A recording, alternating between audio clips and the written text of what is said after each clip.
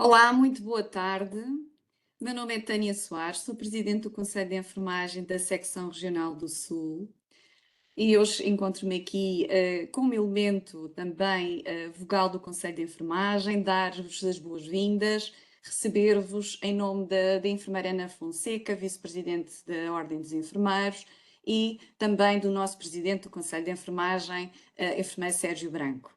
Dizer-vos que esta é a segunda sessão do nosso ciclo de webinars e que teremos muito gosto de receber aqui dois novos elementos. Passar a palavra ao nosso querido moderador, enfermeiro Tiago. Bom, bem-vindo, a palavra é sua. Muito obrigado. Desde já bem-vindos a todos a este ciclo de webinars sobre prevenção e controle de infecção e resistência aos antimicrobianos.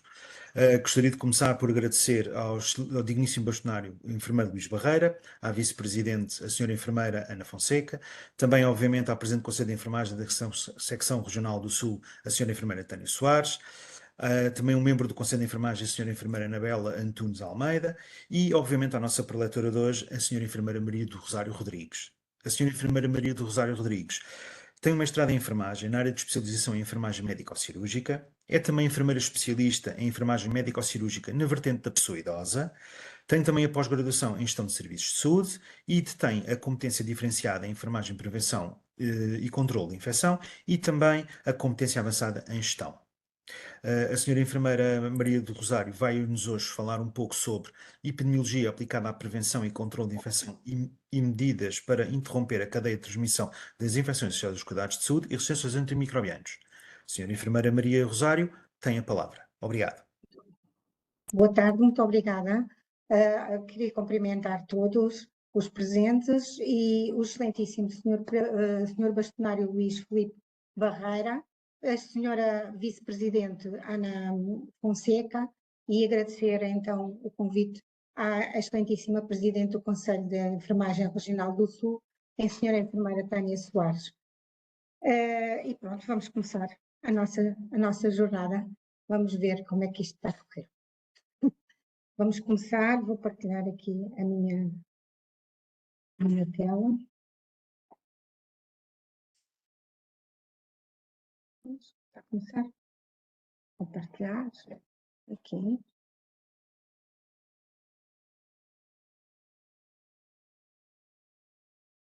Não sei se já estão a ver. Não vê nada? Ainda não, senhora enfermeira, ainda não. Vou partilhar esta janela. Agora sim. Agora já está? Estou postos para começar. Então vamos começar por falar no contexto epidemiológico a nível nacional e internacional. Em maio de 2024, o ECDC publica os resultados finais do estudo de prevalência de infecção e infecções associadas aos cuidados de saúde e uso de antimicrobianos dos hospitais de cuidados de agudos europeus. Foi o último inquérito de prevalência que se realizou no ano 2022-2023. Nesta análise foram incluídos 309.504 doentes em 1.332 hospitais. Vamos começar por falar em Portugal, o que é que aconteceu. O PPS realizou-se de 15 a 30 de maio de 2023. O número de hospitais que foram incluídos foram 120 e o número de doentes que incluiu neste estudo foram 20.377 doentes. O número de pacientes com infecção foram 2.359. A prevalência, portanto, de infecção neste estudo foi de 11,6 e as infecções, portanto, foram 2.599. Um doente que pelo menos tem uma infecção teve 1,1 de taxa. O número portanto, 58,6 de infecções com micro-organismo identificado e o total de micro-organismos reportados foram de 1.852. Agora vamos falar então do nível das infecções, da distribuição por tipo de infecção. A distribuição do tipo de infecção, temos os seguintes resultados. Portanto, a nível da pneumonia, infecções respiratórias baixas foi cerca de 27% de infecção. A taxa, o trato urinário teve 23%, o local cirúrgico 18%, as infecções da corrente sanguínea 11%, a gastrointestinal, incluindo o clostridioide, foi 7%, as infecções sistémicas 5%, e as infecções de pele e tecidos moles 3% e outras infecções 6%. Na Europa, as infecções hospitalares foram 16.222, no que se refere a este tipo de infecções, comparativamente com os dados nacionais que apresentei no slide anterior. Então, a Europa teve percentagens superiores em Portugal no que se concerne às infecções por pneumonia, nas infecções da corrente sanguínea, nas gastrointestinais, na pele e nos tecidos moles. No entanto, teve resultados mais baixos em relação às infecções do trato urinário, local cirúrgico e outras infecções. As infecções sistémicas, o valor apurado foi igual para ambos os lados. Portanto, as sistémicas foi cerca de 5%, quer para Portugal, quer para a Europa. Já mudou, portanto, este gráfico se refere aos pacientes com pelo menos uma infecção, não é muito agradável de olhar para ele, porque estamos no topo do gráfico, mas isso não é muito bom resultado. Portugal encontra-se em terceiro lugar do topo, mas dos piores, não é dos primeiros, sendo só que é ultrapassado pelo Chipre e pela Grécia. Agora, este gráfico, não consigo tirar isto aqui, consigo tirar isto aqui, eu consegui ver os resultados. Desculpem lá, mas tinha a vossa cara a me tapar os números e não é isso que a gente quer.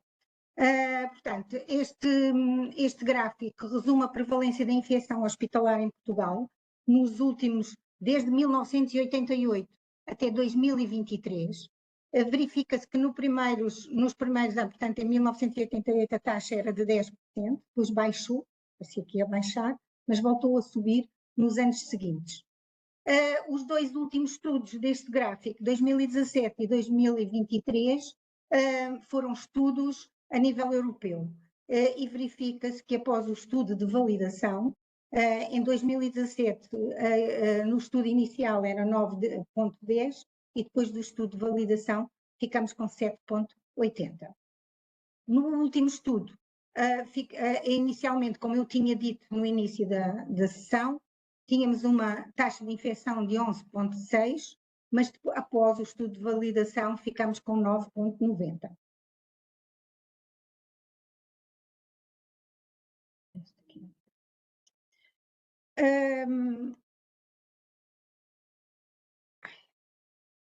Aqui uma coisa. Agora, vamos falar então das resistências aos antibióticos a nível dos micro-organismos que são considerados problema e que são aqueles que nós vigiamos.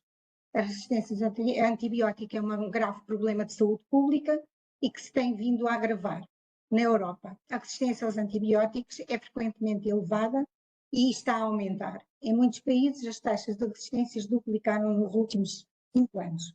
No que se refere à resistência dos vários micro-organismos, os dados que vos vou mostrar são no intervalo de 2013 ao intervalo de 2022, porque os dados de 2023 estarão guardados para novembro, para serem lançados no dia do antibiótico, dia 18 de novembro. Então, os streptococcus, como estão a ver aqui no Streptococcus pneumoniae, resistente à penicilina, tem uma taxa de 8,9, enquanto a nível europeu tem 14,1. A nível, portanto, estes gráficos têm a representação gráfica, tem um mapa e depois o gráfico com a evolução destas resistências. No que se diz respeito ao Staphylococcus aureus, temos uma taxa de 25%, e na Europa temos 14,1%. Está uma grande diferença de resultados, mas temos que terem atenção, porque em 2011 a taxa de MRSA em Portugal era de 54,6%. Portanto, temos feito algum caminho e temos verificado uma baixa bastante acentuada nesta resistência no Staphylococcus aureus resistente à oxacilina. Nos Enterococcus faecium temos 11,1% e a média europeia é de 20,1%. Mas também há que dizer que em 2013 a resistência à vancomicina do Enterococcus faecium era de 46,6%, o que significa que também houve aqui uma baixa significativa, tem vindo a baixar esta resistência. Escherichia coli temos 14,1% e a nível europeu temos 14,8%. Estamos nós em 16º lugar numa tabela de 29. Estamos quase a meio da tabela, não é muito mal, para quem nem sempre estamos assim tão bem colocados. No que diz respeito à Klebsiella pneumoniae, temos 42,5% de taxa de resistência, enquanto a nível europeu temos uma média de 32,6%. Neste caso, estamos colocados em 20º lugar numa tabela de 29. A Pseudomonas aeruginosa. Esqueci-me. Desculpa. A Pseudomonas aeruginosa temos 11,8% de resistência. Estamos em 11º lugar numa tabela de 29 posições e a nível europeu temos 19,6%.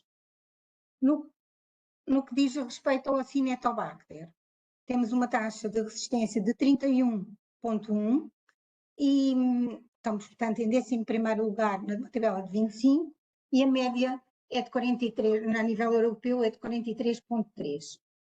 Temos que ressalvar que em 2011 a resistência combinada do Acinetobacter era de 64,3% e que em 2020 era de 8,9%. Portanto, também se verificou, este é um daqueles micro-organismos que também nos últimos tempos não têm aparecido muito, mas têm dado lugar a outros que também não são menos graves. A Klebsiella pneumoniae resistentes aos carbapenemos, temos uma taxa de 10,3% de resistência, estamos em 21º lugar numa tabela de 29 e a nível europeu temos o ponto 11,3%. Então, vamos passar e vamos mudar de tema. Já ficaram atualizados com os últimos dados que temos das infecções a nível de Portugal e a nível da União Europeia. E agora vamos falar numa cadeia de transmissão que é bastante importante para evitar, para aplicar e evitar que se transmita a infecção. A transmissão de micro-organismos é subsequente infecção, colonização numa unidade de saúde, está associada à cadeia epidemiológica, onde cada ele representa um fator de risco importante para a disseminação de micro-organismos.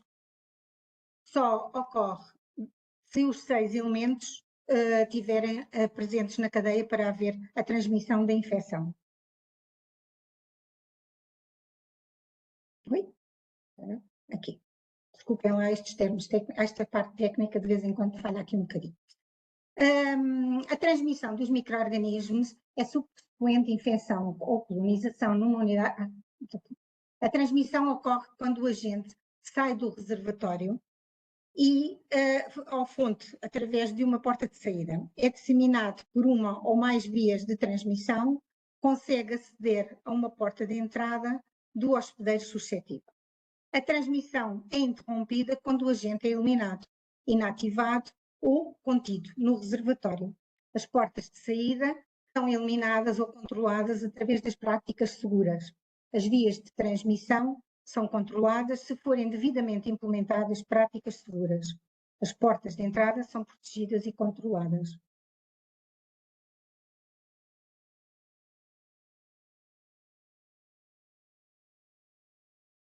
Peço desculpa, mas posso fazer aqui só uma pausa, porque tenho as vossas caras por cima.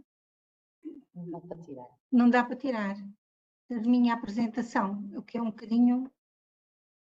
Ui, Sim, vou enfermeira fazer. Rosário, se aparecerem caixinhas cinzentas, tente afastar para os lados, deslizá-las para as laterais do Sim, era isso que computador, eu estava- caso tenha era caixinhas cinzentas em cima da sua apresentação. Tenho umas caixinhas Tente com as vossas caras. deslizá-las, como se Já as deslizei. empurrasse para fora do webinar. Como elas já apareceram depois de começar. É natural, Sim. Sra. Enfermeira. Pronto. Então, este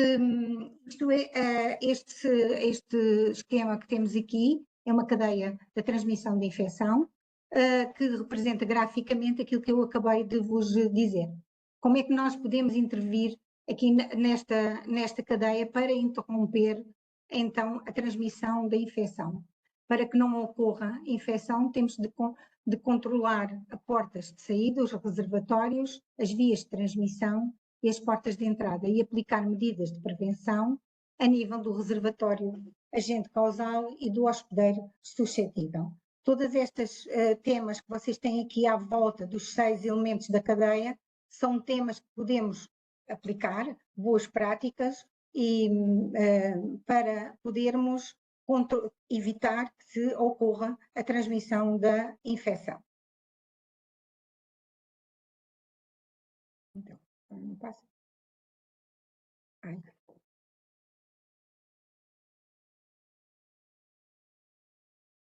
Já passou. Não é? Já passou. No que diz respeito ao agente risco aumentado, com risco aumentado de transmissão, está associado ao microorganismo, ao agente infeccioso. Para que este agente tenha algum significado, há a presença de grande quantidade de agente, para que ele consiga provocar a infecção, requer uma pequena dose de infectante, alta patogenicidade virulenta, vias de transmissão para que possa então contaminar a área aérea, cutículas e contacto, capacidade de sobrevivência no meio ambiente e capacidade de colonizar dispositivos invasivos, capacidade de subsistir em estado portador ou assintomático. No que se diz respeito à porta de saída do reservatório, o risco aumentado de transmissão está associado à fonte do doente, que é o doente. A incontinência fecal ou as fezes contidas, através das hemorragias não controladas, as lesões cutâneas e sudativas ou feridas não protegidas por pensos, as secreções respiratórias abundantes e não controladas, a incapacidade do doente cumprir as precauções de controle de prevenção de infecção, doente que é unidade de cuidados, em unidade de cuidados intensivos ou que requeira contactos frequentes.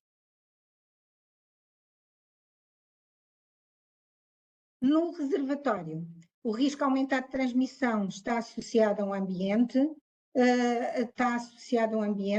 a limpeza inadequada, o equipamento partilhado sem descontaminação entre doentes, a sobrelotação, que é uma coisa que ultimamente se tem visto bastante, instalações partilhadas, sanitários, lavatórios, banheiras, em quartos com várias camas, e o rácio inadequado dos enfermeiros por doente são fatores que vão fazer com que a transmissão da infecção possa acontecer. Ainda temos o hospedeiro como porta de entrada, e o risco aumentado de transmissão está associado então ao hospedeiro suscetível. Doente em unidade de cuidados intensivos ou que requeira contactos frequentes, um doente submetido a procedimentos ou dispositivos invasivos, a pele não intacta do doente ou do profissional, a doença subjacente severa e debilitante, a idade. A idade também é um problema, quando é superior a 65 anos e a nossa população é bastante idosa, então aqui no Barreiro somos ricos em idosos e o nosso hospital está constantemente a abarrotar. Portanto, a idade também é uma coisa que não alteramos, não conseguimos alterar, não é? E temos que tentar ir por outros meios para ver que não ocorra a infecção. E também nas pessoas que têm menos, nas crianças que têm menos de 28 dias, também é uma idade de risco. A idade gestacional inferior a 37 semanas, o recém-nascido de baixo peso, a terapêutica antibiótica recente, a imunossupressão, a imunização inadequada e os profissionais sem formação ou que não cumpram as recomendações, que é isso um dos nossos também problemas. Penso que nos vossos sítios também será um dos problemas de quem não cumpre as orientações que são dadas. E agora vamos passar para as precauções básicas de controle de infecção. São aquelas precauções que vão nos ajudar a prevenir a transmissão na cadeia de infecção, que ela não, portanto, não ocorra. As precauções básicas de controle de infecção são medidas universais que se destinam a garantir a segurança dos doentes, dos profissionais de saúde e de todos os que entram em contacto com os serviços de saúde, em todos os níveis de cuidados. Este conjunto de medidas constituem os alicerces do controle de infecção, são a barreira de segurança nos cuidados de saúde, contribuindo para a prevenção e o controle de transmissão cruzada das infecções associadas aos cuidados de saúde, para a melhoria contínua da qualidade dos cuidados e, consequentemente, para a segurança dos doentes. As precauções ajudam, como todos sabem, a prevenir e a controlar a transmissão cruzada de micro-organismos, a infecção e a resistência aos antimicrobianos, de um doente para outro doente, de um doente para o profissional, do profissional para o doente e de um profissional de saúde para outro profissional. Estas medidas aplicam-se a todos os doentes, mesmo sem conhecer o seu diagnóstico. As precauções básicas de controle de infecção são 10, é constituído por 10 itens, como a colocação dos doentes, a higiene das mãos, a etiqueta respiratória, a utilização do equipamento de proteção individual, a descontaminação do equipamento clínico, o controle ambiental, o manuseamento seguro da roupa, a recolha segura de resíduos, as práticas seguras na preparação e administração de injetáveis e a exposição a agentes microbianos no local de trabalho. Constituem, então, a estratégia de primeira linha para a prevenção da infecção ligada às infecções associadas aos cuidados de saúde. Não sei se estou a falar muito depressa, mas digam-me alguma coisa desse lado, se está a ser complicado perceber aquilo que eu estou a falar. Está ótimo, enfermeira Rosário. Pronto, muito obrigada. Pronto, o princípio subjacente das precauções básicas de controle de infecção é de que não há doentes de risco, mas sim procedimentos de risco. Em qualquer doente, o sangue, os outros fluidos como matéria orgânica, excluindo o suor, as mucosas, a pele não intacta de qualquer doente são potencialmente infecciosos. Assim como qualquer material ou equipamento do ambiente de prestação de cuidados passível de contaminação com as referidas fontes. Deve-se assumir que todos os doentes são potencialmente colonizados ou infectados com micro-organismos e que podem ser um reservatório ou uma fonte de transmissão cruzada. Então, vamos passar à primeira precaução básica de controle de infecção, consagrada na norma 029 de 2012 e atualizada em 2013, que se refere à colocação de doentes.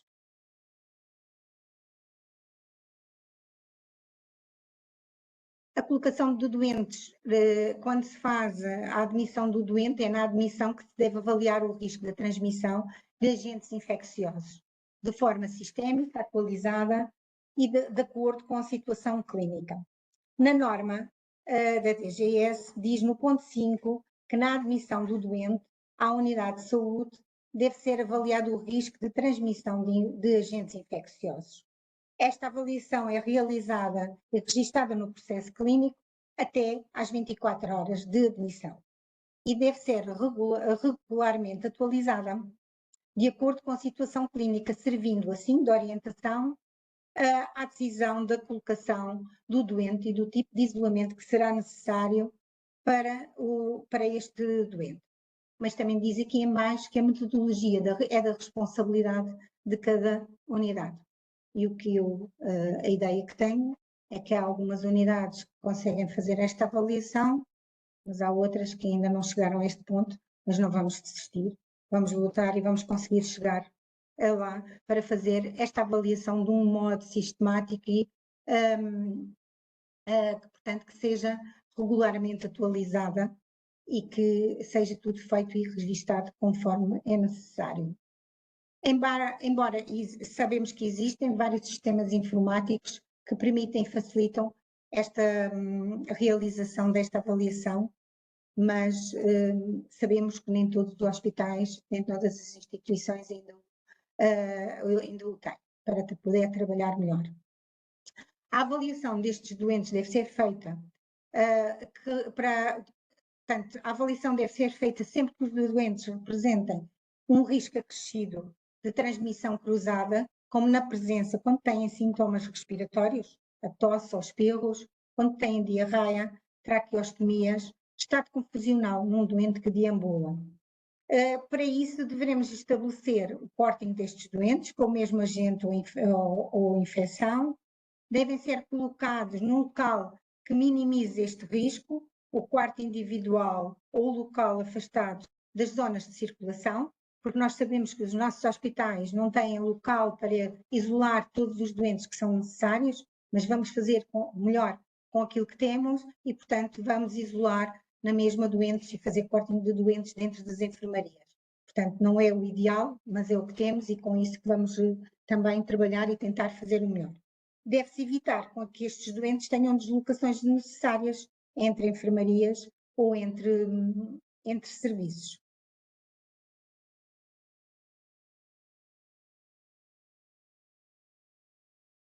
Higiene das mãos, segunda componente das precauções básicas de controle de infecção.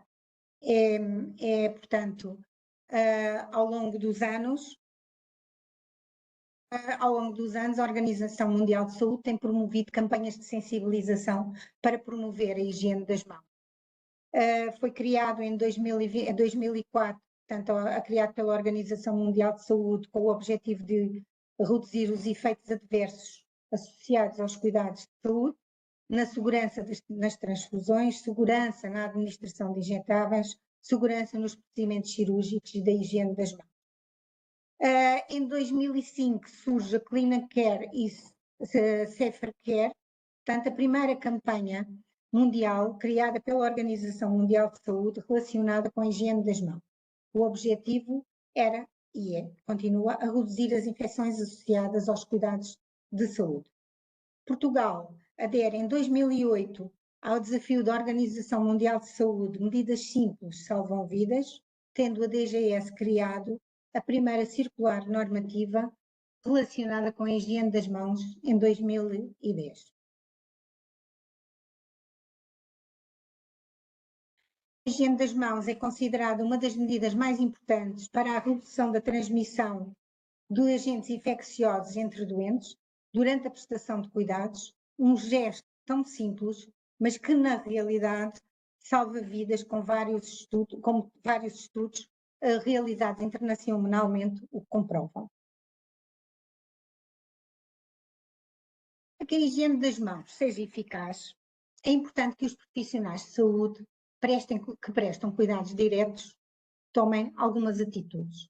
Mantenham as unhas curtas e limpas, sem verniz, sem extensões ou artefactos, que removam os adornos que vimos todos os dias debaixo das luvas a fazer a higiene dos doentes e temos um relógio ou uma pulseira e é preciso que eles compreendam a importância de abolir durante as horas de trabalho destes adornos. Os cortes e abrasões devem ser protegidos com pensos impermeáveis. Decorrente da cadeia de transmissão cruzada, surgiu o modelo conceptual de 5 momentos para a higiene das mãos, que constituem os pontos de referência temporais para esta prática. Segundo o modelo da Organização Mundial de Saúde, deve-se higienizar as mãos antes do contacto com o doente, para protegê-lo contra os micro-organismos que transportamos nas nossas mãos. antes de procedimentos limpos e ascéticos, para proteger o doente de micro-organismos, incluindo os do seu próprio corpo, para evitar a inoculação. Após o risco de exposição a fluidos orgânicos, para a sua proteção e evitar a disseminação da infecção. Após contactos com o doente, para proteger a si e proteger o ambiente de trabalho, evitando assim a disseminação da infecção. Após o contacto com o ambiente do doente, para a sua proteção e do ambiente de trabalho também, evitando assim a disseminação. Relativamente à higiene das mãos e aos cuidados que se deve ter com a pele. É muito importante cuidar das nossas mãos para que elas continuem em condições e não corremos riscos de adquirir uma infecção, porque deveremos lavar as mãos muitas vezes e ao fazermos isso sabemos que estamos a agredir as nossas mãos e por isso devemos ter alguns cuidados. A higienização das mãos deve ser feita com solução antisséptica de base alcoólica, porque desde 2009 este conceito da solução alcoólica para desinfetar as mãos e junto aos dos lavatórios passou para junto das unidades onde prestamos cuidado. Todas as unidades dos doentes têm uma solução antisséptica de base alcoólica para permitir a higienização das nossas mãos sempre que estamos a prestar cuidados e durante a prestação de cuidados. Mas esta solução deve ter um emoliente para hidratar as nossas mãos. A fricção com a solução antisséptica de base alcoólica é mais rápida, é mais eficaz e pode ser utilizada no local onde estamos a prestar cuidados. Mas, se as nossas mãos estiverem visivelmente sujas ou contaminadas com matéria orgânica, e no caso de procedimentos com doentes com infecções gastrointestinais, como a confirmação ou suspeita de colestridioide difícil, as mãos devem ser lavadas com água e sabão. Deve ser aplicado creme protetor nas pausas e após o final do turno para evitar, então, as dermatites de contacto.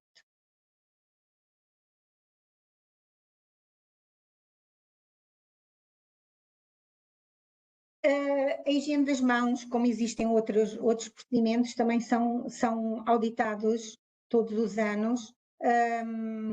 Estes 5 momentos são auditados nos nossos serviços e depois os resultados são colocados numa plataforma da DGS e no final do ano retiramos estes dados, devolvemos às equipas para que eles possam analisar os dados obtidos da adesão a estes 5 momentos que estão preconizados e que lavarmos pelo menos durante estes 5 momentos as nossas mãos, já estamos a contribuir para reduzir a infecção.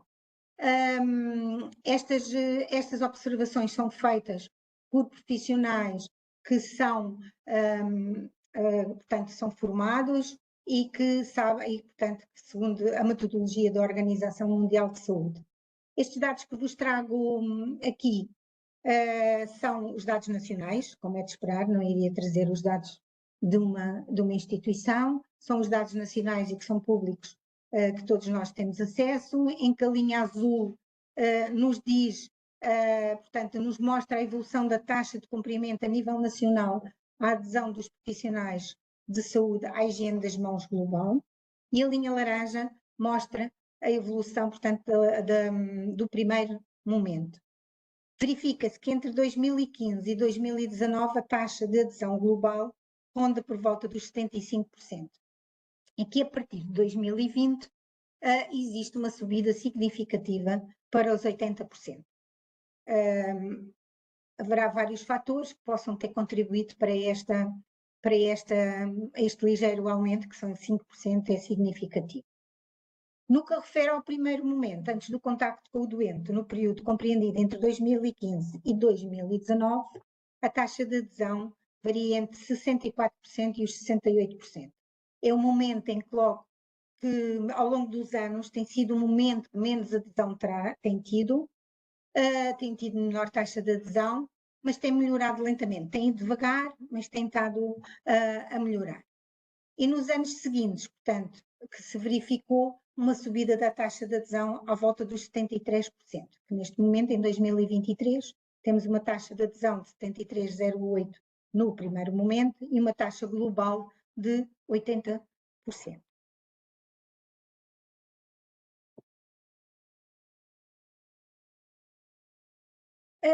Neste segundo gráfico, que mostra a taxa de cumprimento da higiene das mãos nos 5 momentos, portanto, provam e mostram aqui que tanto o primeiro como o último momento, durante os 2, 3, 4, 5 anos, foram os momentos em que tiveram menor taxa de adesão. Em todos aqueles em que nós corremos risco de nos contaminar, tivemos todos melhor taxa de adesão.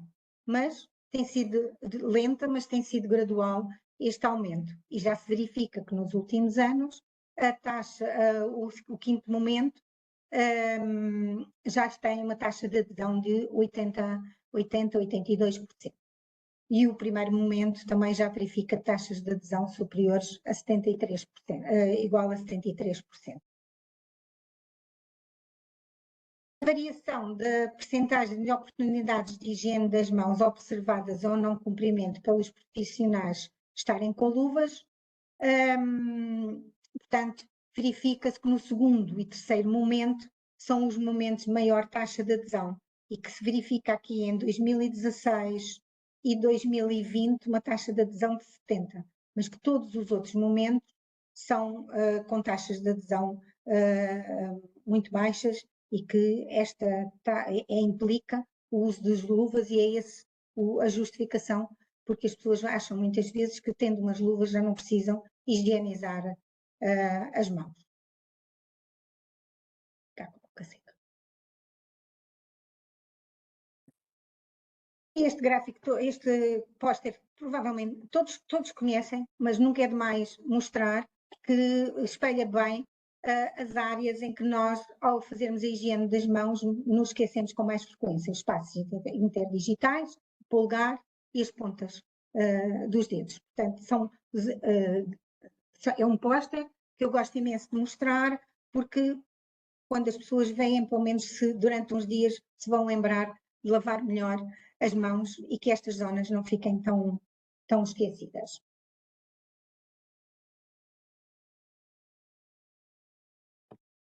Vamos passar então à terceira componente das precauções básicas, a etiqueta respiratória, que é um tema que em 2014, quando se falava em etiqueta respiratória, todos olhavam para nós e diziam: não conheço, não sei o que é. Mas quando levantávamos o braço e colocávamos o cotovelo junto à nossa boca, toda a gente já conhecia. Espero bem que hoje em dia, e a pandemia acho que nos ajudou imenso nesta parte, que toda a gente conheça a etiqueta respiratória. Não estou a falar dos enfermeiros, mas a população em geral também adquiriu este conhecimento. A etiqueta respiratória é composta por um conjunto de medidas individuais a cumprir pelos doentes, pelas visitas e pelos profissionais de saúde, destinadas a conter as secreções respiratórias, de forma a minimizar, então, a transmissão dos agentes infecciosos por via aérea ou através de gotículas. Os profissionais de saúde promovem a aplicação destas medidas, é a nossa função dentro da instituição, junto dos nossos utentes, dos nossos doentes e de todas as pessoas que entram dentro da unidade. E muitas vezes faz-se sessões de sensibilidade nos corredores do hospital para que todas as pessoas que frequentam a nossa instituição possam colocar questões e tirar dúvidas e aprender como é que se pode proteger de adquirir uma infecção quando vem a nos visitar à nossa instituição, não é? E será uma fonte rica de micro-organismos.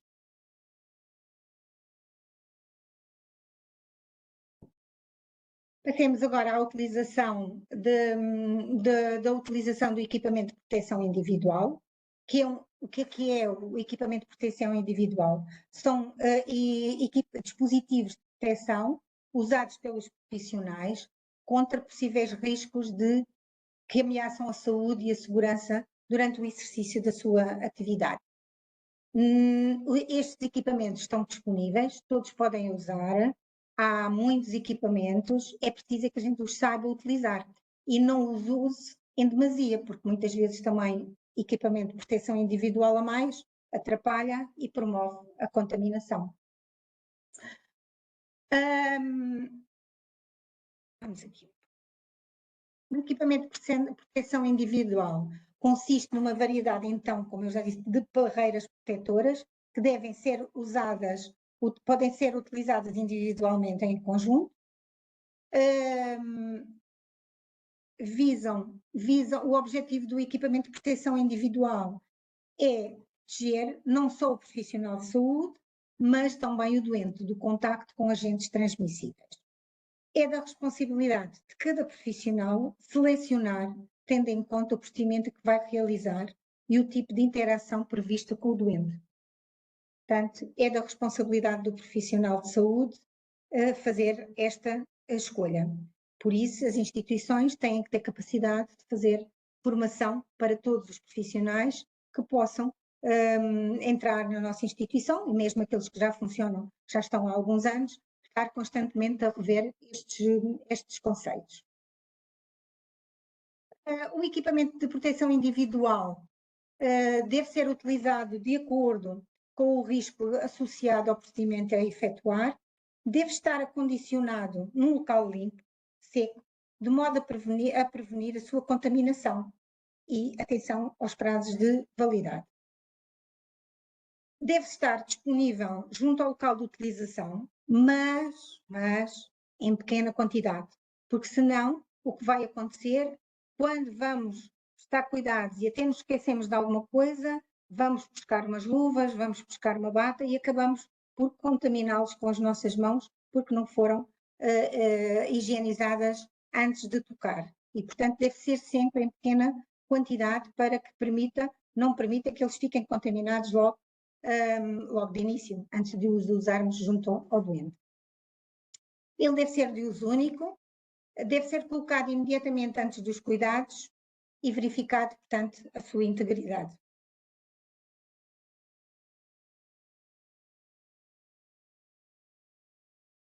No caso de surgirem sinais de deterioração durante a sua utilização, eles devem ser logo de imediato substituídos, devem ser utilizados somente na área de cuidados. Não podemos andar a passear pelos serviços com o equipamento e depois dizer que não, o equipamento está limpo, ainda não fui ao pé do doente. O equipamento é para ser colocado junto ao doente e retirado quando se acaba o procedimento que estaremos a realizar. Deve ser colocado e removido de forma segura e de modo a não ser ele próprio a fonte de contaminação. Deve ser removido após o procedimento, como eu já tinha dito, e eliminado no contentor adequado. Se o doente está em isolamento, deve ser no grupo de resíduos 3, portanto dos contaminados. Caso seja uma situação em que não há conhecimento de nenhum micro-organismo, ele pode ser eliminado no grupo 2 dos resíduos não perigosos. Após a sua não ter vestígios de sangue. Após a sua remoção, deve ser realizada a higiene das mãos.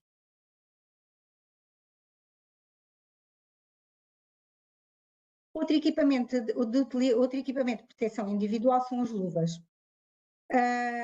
As luvas devem estar adequadas ao utilizador e ao procedimento a que se destinam, utilizadas quando se antecipa, portanto, quando sabemos que vamos ser expostos a sangue ou outros fluidos orgânicos, removidas imediatamente após o uso de cada doente ou após o procedimento, se o seu uso não substitui em circunstância alguma a higiene das mãos. Portanto, temos que, ao usar umas luvas como equipamento de proteção individual, devemos higienizar as nossas mãos antes de as colocar e depois de as remover. Devem ser, se caso haja alguma perfuração ou alguma ruptura, devem ser substituídas, porque nós sabemos que as luvas não são estanques, não é? E daí necessitarmos que as nossas mãos sejam higienizadas antes e depois de serem utilizadas. Elas podem ter algumas imperfeições e então acabar por nos transmitir micro-organismos para as nossas mãos. Há algumas situações, deve ser indicado o uso de luvas duplas nos procedimentos de maior risco de exposição a fluidos orgânicos, como cirurgias ortopédicas, urológicas ou ginecológicas, mas não noutras situações, como se vê muitas vezes usarem 2 pares de luvas, porque assim ficam mais protegidos. As mãos transpiram mais, há maior probabilidade de transmissão de micro-organismos e depois, como temos uma falsa sensação de proteção, muitas vezes leva-nos a não higienizar as mãos.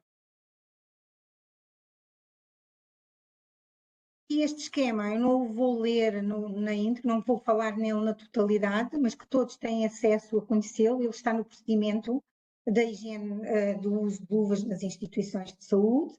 Ele fala sobre as luvas que são usadas, a diferença de luvas consoante aquilo que vamos, a atividade que vamos desenvolver, limpeza, manipulação de alimentos, procedimentos de baixo risco de contaminação para os utentes e para os profissionais, procedimentos de risco médio de contaminação para os utentes e para os profissionais, procedimentos invasivos e procedimentos de elevada... peço desculpa, mas mais uma vez eu vou querer tirar aqui dos meus slides, acabo por fazer aqui uma passagem. Mas este esquema mostra, então, como é que se deve selecionar e quais são os tipos de luvas que se deve usar. Ele está na norma 013 de 2014, de 25 de 8 de 2014, atualizada a 7 de 8 de 2015. Outro equipamento de proteção individual são os aventais, utilizados durante os procedimentos que envolvem contacto direto com o doente, utilizados para proteção dos uniformes, fardas, quando se considera provável a contaminação. Devem ser substituídos no final de cada procedimento entre doentes, entre os cuidados de higiene e a realização de um penso de uma ferida. Portanto, existem situações em que temos que mudar mesmo dentro dos cuidados do mesmo doente. As batas. As batas, há vários tipos de batas, temos batas fluidoresistentes, temos batas mais finas, batas com uma densidade superior, elas também existem nas nossas instituições e devem ser usadas de acordo com o procedimento que vamos realizar. Se formos trabalhar com um doente que está em isolamento, que há risco de salpicos, temos as batas impermeáveis, não é? Que muitas vezes as pessoas se queixam que faz calor, mas também se queixam que as outras são muito finas e que facilmente passam qualquer derrame que haja. Portanto, há que escolher a bata indicada para o procedimento que vamos realizar. Substituídas, portanto, no final do procedimento e entre doentes, como é habitual em todos os equipamentos, não há evidência que o suporte de bata usado por rotina na entrada das unidades de alto risco seja forma de prevenção de infecção. Portanto, não está indicado, quando entramos dentro de uma unidade de cuidados intensivos, vestir, por exemplo, uma bata, ou os pais no bloco de partos também.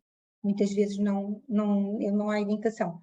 Aqui posso dizer que, da minha experiência, às vezes acabam por usar, porque os cuidados de higiene às vezes não são os melhores, não são os mais indicados, e acabamos por oferecer uma bata para permitir que haja ali uma barreira logo no princípio, quando o primeiro contacto com o filho.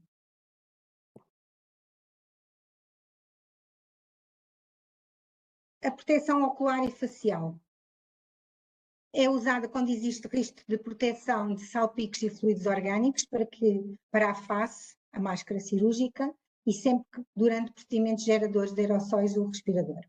Os óculos pessoais, como os meus, não servem para proteção ocular adequada. Portanto, teremos que usar uns óculos por cima, caso não se consiga tirar, como é o meu caso, não os posso tirar, teremos que pôr outros óculos por cima de proteção, por cima destes.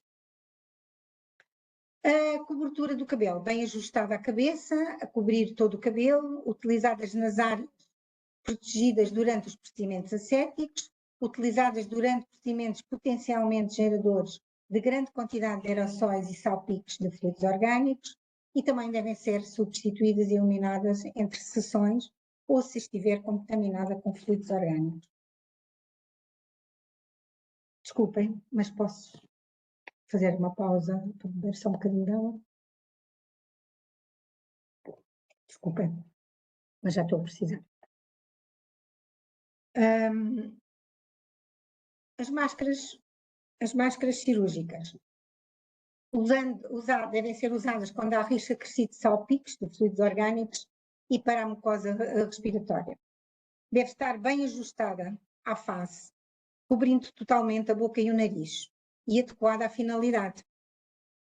Durante a pandemia, vou comentar isto aqui com vocês porque acho que é importante esta parte que não está aqui explanada, mas surgiram-nos novamente dentro do hospital máscaras cirúrgicas com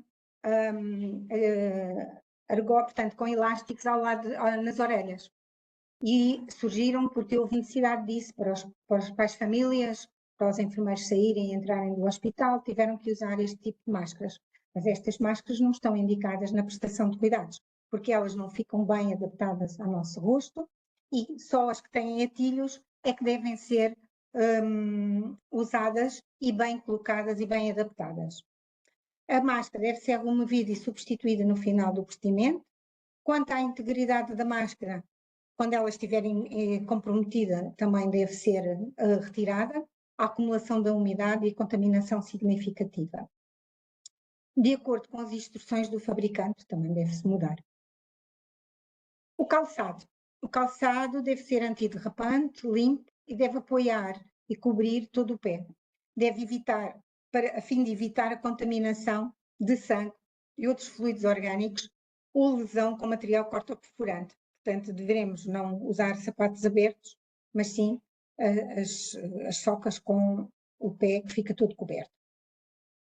Nos blocos operatórios, este calçado é exclusivo de dentro, portanto, sempre que vêm fora, terá que ser trocado.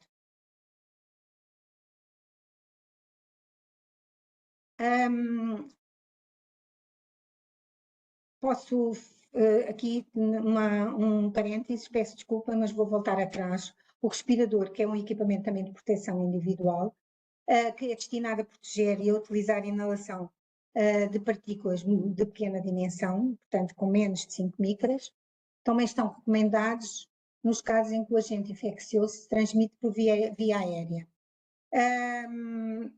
E, portanto, que também deve cumprir os mesmos critérios que se disse anteriormente, mudado quando está contaminado ou quando está sujo ou quando está excessivamente molhado.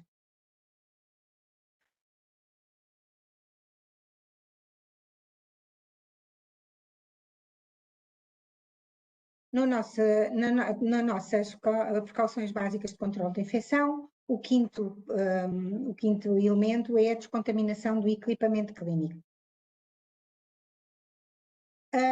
Os dispositivos contaminados com matéria orgânica servem de veículo de transmissão a agentes infecciosos durante a prestação de cuidados. Classifica-se equipamento clínico como equipamento de uso único. A embalagem apresenta, portanto, o respectivo símbolo em que diz que é para utilizar uma única vez. Temos o equipamento clínico de uso único num único doente, mas que ele pode ser usado ao longo do internamento. E temos um material reutilizável, destinado a ser usado mais do que uma vez, em mais do que um doente, e devendo ser descontaminado obrigatoriamente entre doentes e entre utilizações no mesmo doente. As recomendações do fabricante devem ser consultadas tanto na utilização como nos métodos de descontaminação.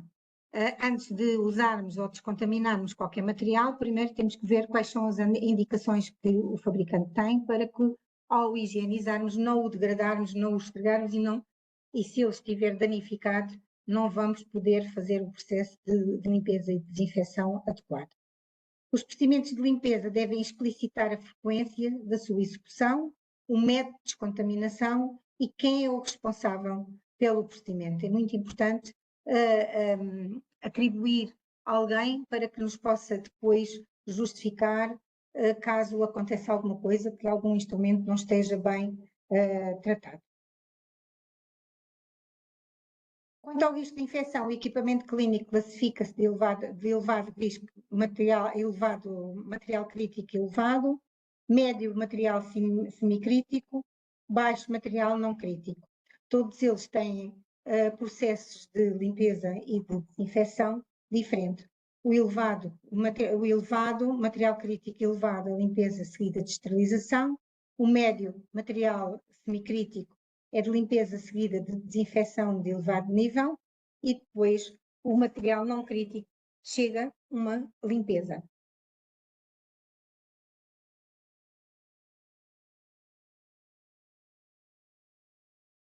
O sexto ponto das precauções básicas é o controle ambiental. No controle ambiental,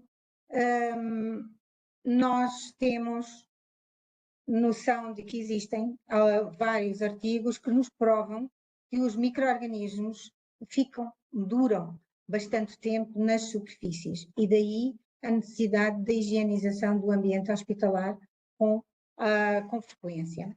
O Acinetobacter, por exemplo, neste artigo já é antigo, mas que ainda está muito dentro do que é expectável, 3 dias a 5 meses. Escherichia coli de 1h30 a 16 meses. Enterococos 5 dias a 4 meses. Os estafilococos áureos de 7 dias a 7 meses. E as pseudomonas de 6 horas a 16 meses. É importante termos noção de que toda a higiene do ambiente hospitalar, a higiene do ambiente hospitalar é necessária ser feita com todos os critérios.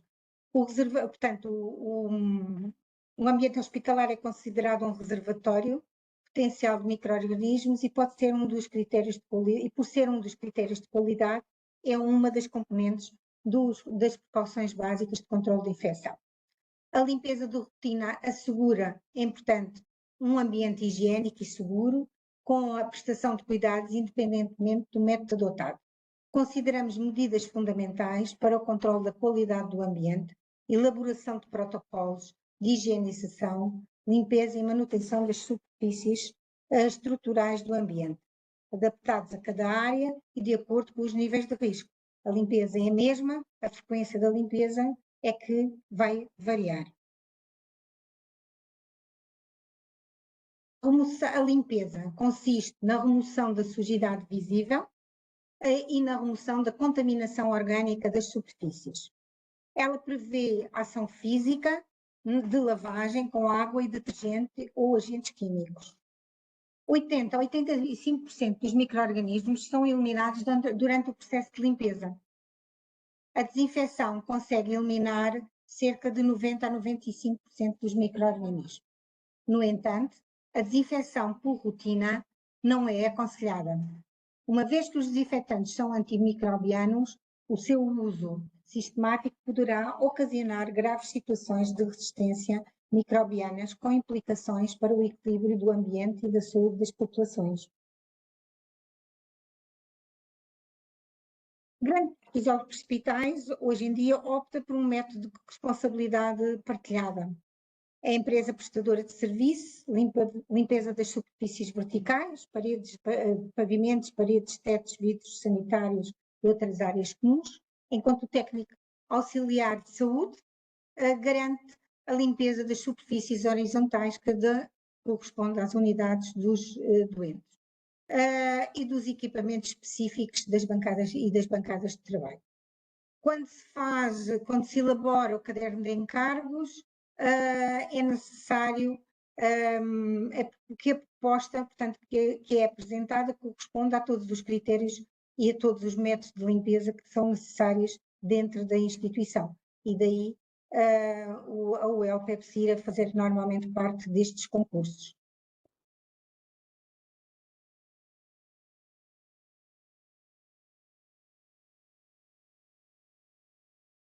O manuseamento do seguro da roupa.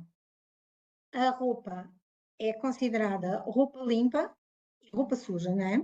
A roupa limpa deve estar armazenada em áreas reservadas para o efeito e, de preferência, em armários fechados para não ser contaminada. E também devemos ter a preocupação, quando temos uma empresa externa que faz a lavagem da nossa roupa, que ela também, ao ser transportada, também venha em condições de não ser contaminada.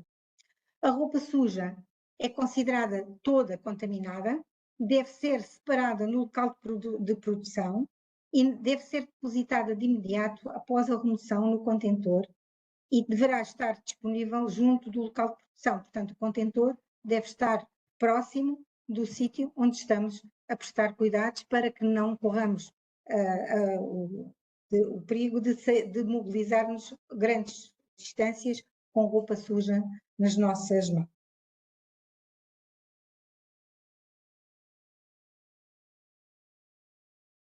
A recolha de resíduos também é outra medida muito importante e das precauções básicas de controle de infecção.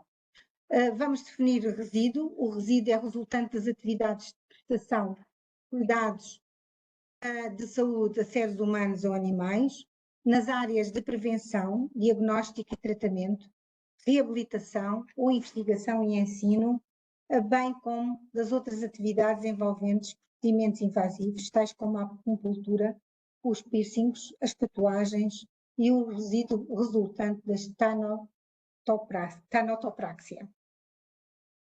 Portanto, este é um decreto-lei que tem esta definição, que é o decreto-lei 102-D de 2020. Os resíduos classificam-se em 4 grupos. O primeiro grupo, resíduos equiparados a resíduos sólidos urbanos, que são os resíduos resultantes dos bares e refeitórios, e que não existe este tipo de resíduo dentro dos serviços de internamento. Depois temos o grupo 2, que são os resíduos hospitalares não perigosos, sem necessidade de tratamento especial. O grupo 3 são resíduos hospitalares de risco biológico, e o grupo 4 são resíduos hospitalares de incineração obrigatória, são os resíduos perigosos, o grupo 3 e o grupo 4. Todos eles estão associados a uma cor, o grupo 1 e 2 a um saco preto, grupo 3 saco branco e grupo 4 saco vermelho. Isto é muito importante que todos saibam este código para poderem fazer a triagem correta dos resíduos. Depois, o acondicionamento dos resíduos. Todas estas embalagens, todos estes contentores vão depender da empresa que nós temos contratada, porque todas as instituições têm uma empresa contratada externa para fazer a recolha dos nossos resíduos e levá-los até ao sítio que irão ser tratados. Portanto, consoante a empresa, consoante será a cor dos contentores. Portanto, no grupo 1 ainda temos os resíduos que são recicláveis. Depois, no grupo 2, temos os resíduos não perigosos, como já falamos, e que são de saco preto, e tanto um como o outro são resíduos que vão para um compactador. O grupo 3 está adequado, portanto, está relacionado com o saco branco. O contentor depende, portanto, do operador que está contratado. Depois, no grupo 4, temos ainda, além do grupo dos resíduos, que são, portanto, temos os cortoperfurantes e as peças anatómicas identificáveis. Este esquema, este organigrama, portanto, vai nos mostrar onde é que os resíduos depois, como é que eles são encaminhados. Também é preciso ter atenção que nós, instituições, somos responsáveis pelos resíduos desde a sua produção até ao seu tratamento. E daí devemos cumprir todas as orientações que existem, porque os nossos resíduos posteriormente vão ser manipulados por pessoas externas à nossa instituição e somos responsáveis para que não ocorra nenhum incidente. Portanto, o grupo 1, temos as frações recicláveis, que são entregues a empresas recicladoras. Temos os resíduos orgânicos que vão para a compostagem. No grupo 2 temos os resíduos indiferenciados e que vão para o aterro sanitário. No grupo 3, o tratamento alternativo, temos a autoclavagem ou micro-ondas, são duas maneiras de tratar estes resíduos, que depois, posteriormente, de serem tratados por autoclavagem ou por micro-ondas, são depositados no aterro sanitário. O grupo 4, que vai para a incineração, depois, no resultado final, temos as escórias e as cinzas. As escórias vão para, portanto, as escórias que são os líquidos vão para o aterro sanitário e as cinzas vão para o aterro de resíduos industriais perigosos.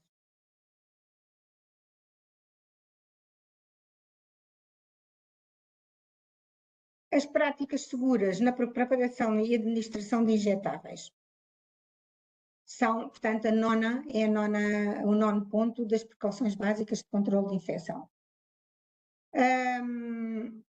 As práticas seguras na preparação e administração de injetáveis deve-se usar uma técnica ascética. para evitar a contaminação do material de injeção estéril, não administrar medicamentos a múltiplos doentes usando a mesma seringa, mesmo que a agulha ou a cânula tenham sido mudadas. Usar sempre que possível embalagens de dose única para medicamentos injetáveis. Se for necessário usar embalagens de dose múltiplas, tanto a agulha como a cânula, como a seringa e o sistema ou prolongamentos usados para aceder à embalagem devem ser estéreis. Não reencapsular agulhas e os objetos cortoperfurantes são colocados no contentor respectivo, contentor cortoperfurantes, que depois será armazenado dentro do contentor do grupo 4. As agulhas devem ser desconectadas das seringas no local apropriado do contentor de cortoperfurantes.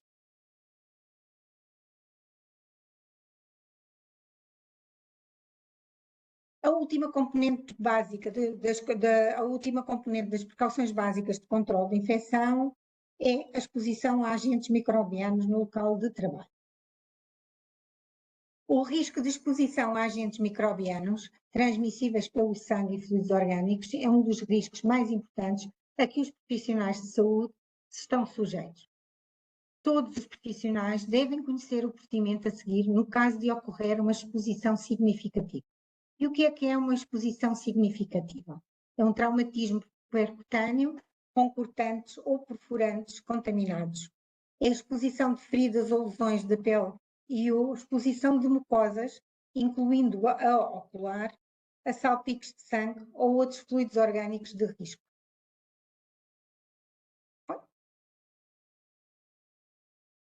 Então, vamos mudar, terminamos as precauções básicas de controle de infecção e agora vamos falar do equipamento de proteção individual. Já falamos na utilização dentro das precauções e agora vamos aqui falar como é que nós usamos o equipamento de proteção individual. Ele é usado é usado por profissionais contra possíveis riscos de ameaça de saúde e à segurança durante o exercício das suas atividades ou da prestação de cuidados de saúde. É uma verdadeira barreira, são uma verdadeira variedade de barreira protetora que podem ser usadas inicialmente individualmente ou em conjunto e que têm o objetivo de proteger as mucosas, a pele, a roupa do contacto de agentes infecciosos. Os equipamentos, como já falamos, incluem as luvas, máscaras, respiradores, óculos, viseiras e aventais e batas.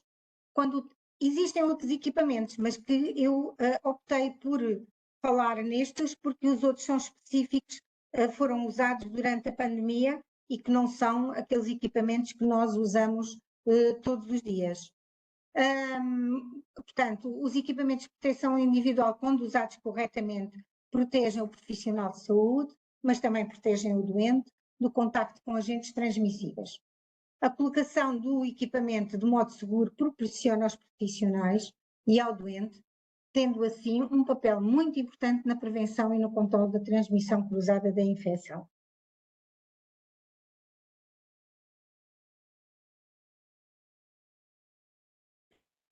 O equipamento de proteção, as luvas têm indicação, portanto, os equipamentos de proteção têm todas indicações e cuidados a ter. Estes são alguns que eu reuni neste quadro. As luvas na manipulação de fluidos orgânicos, excepto suor ou material contaminado. Os contactos com mucosas ou pele não íntegra e os procedimentos invasivos. Devemos lavar as mãos antes e depois da sua utilização, como já tinha sido referido. Removê-las e inutilizá-las imediatamente após a sua utilização, mudar as luvas entre doentes, entre procedimentos no mesmo doente e sempre que se danifiquem, e não lavar as mãos enluvadas. As luvas não se lavam. As máscaras e respiradores. A proteção de mucosas do nariz e boca dos profissionais durante a prestação de cuidados em que seja previsível a ocorrência de salpicos de fluidos orgânicos ou aerossóis. A contenção de secreções na fonte, como por exemplo nas medidas de etiqueta respiratória. Devemos lavar as mãos antes e depois da sua utilização, removê-los e inutilizá-los imediatamente após a sua utilização e na sua remoção evitar tocar no exterior da máscara ou no respirador.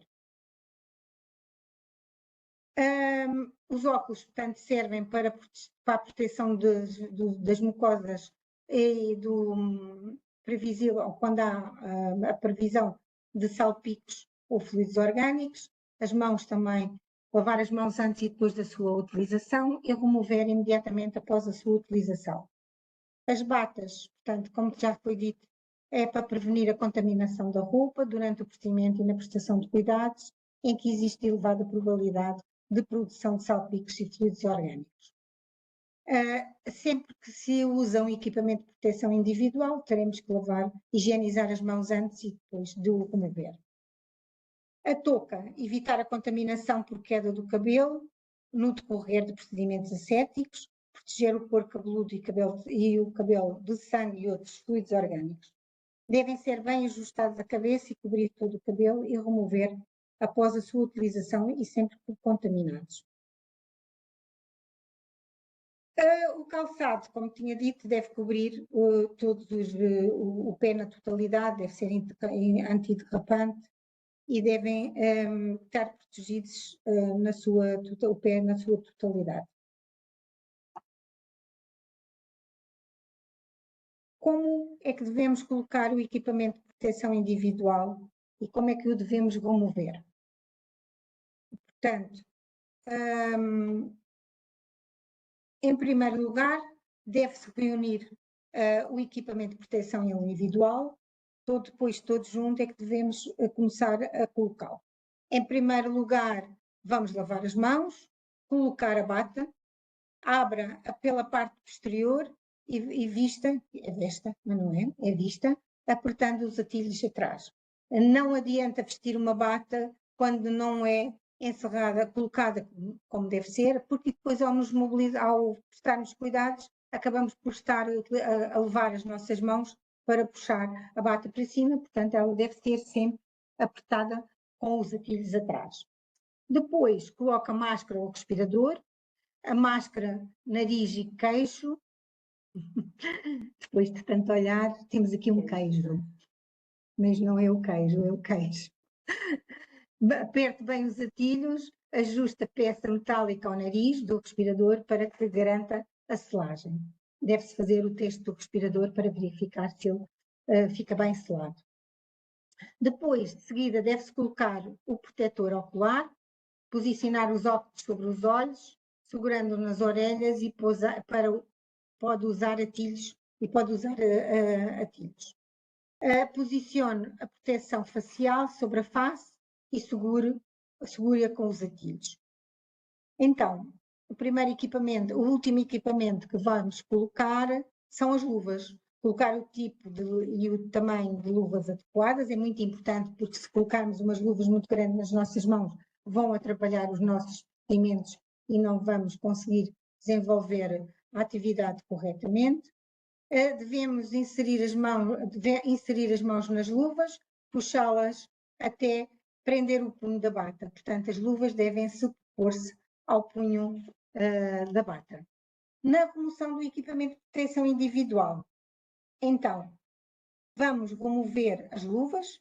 Foi o último equipamento que, ao ser colocado, será o primeiro a ser removido. Depois, vamos remover a bata, desaperte os atilhos, puxa a bata pelos ombros, enrolando-a de modo a ficar a parte contaminada para dentro do embrulho. E depois elimina no lixo. De seguida, lavamos as mãos e vamos, então, retirar o protetor ocular. Remova o protetor ocular segurando as hastes laterais, puxe e coloque no contentor para o reprocessamento, porque existem óculos que não são descartáveis e que podem ser lavados, desinfetados e reutilizados. Depois, vamos retirar a máscara ou o respirador. A máscara, desaperte os atilhos de baixo e depois os de cima, retire da face, descarte, respirador, levante o elástico do fundo sobre o de cima e levantar o de cima e retirar da face para descartar. Não sei se estou a andar muito depressa, mas vamos continuar então. Já vamos entrar num dos últimos temas. As precauções baseadas nas vias de transmissão. As precauções, portanto, existem situações em que as precauções básicas de controle de infecção não são suficientes para prevenir eficazmente a transmissão de determinados micro-organismos, o que habitualmente chamamos de micro-organismos epidemiologicamente importantes. Estes são denominados pela sua contagiosidade, pela sua patogenicidade, a sua virulência, difícil tratamento ou por se tratar de micro-organismos emergentes. Quando estão presentes ou na suspeita, é necessário implementar medidas adicionais às precauções básicas. Estas medidas adicionais têm em conta o micro-organismo envolvido e o seu modo de via, a sua via de transmissão, para que possa ser por contacto, gotículas ou via aérea, denomina-se precauções baseadas nas vias de transmissão.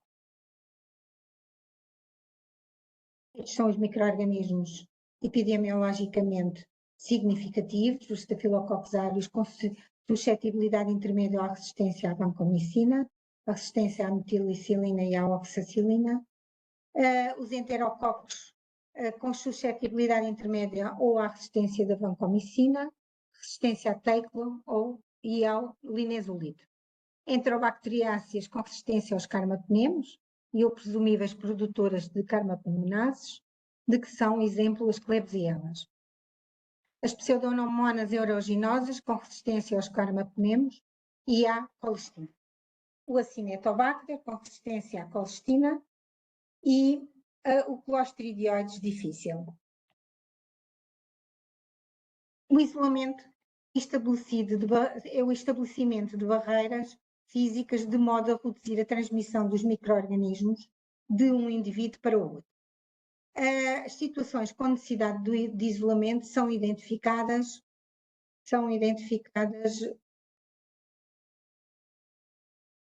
não dá.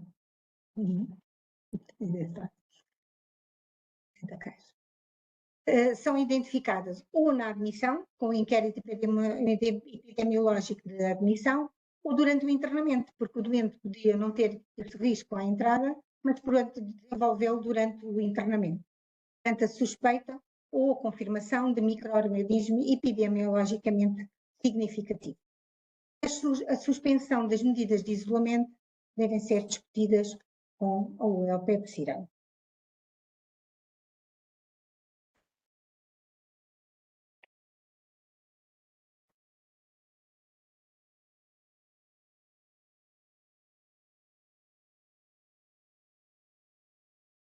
Consigo passar. Não consigo. Não está.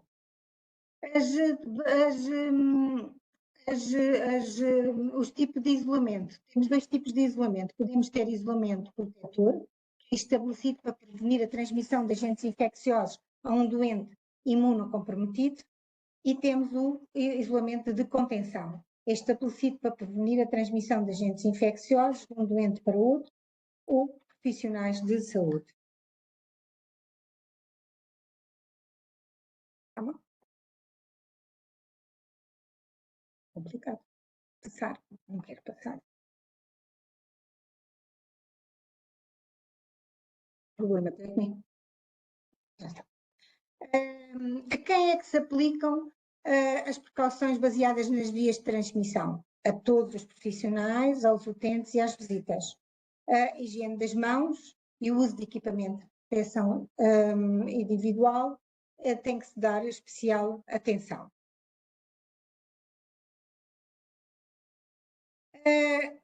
Os tipos as vias de transmissão, como já tinha referido, são contacto, gotículas e via aérea.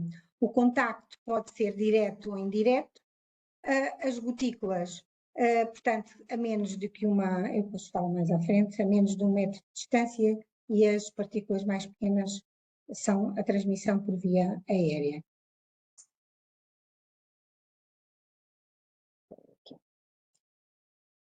Portanto, o contacto é a transmissão mais comum e pode ocorrer, como eu tinha dito, o contacto direto ou contacto indireto.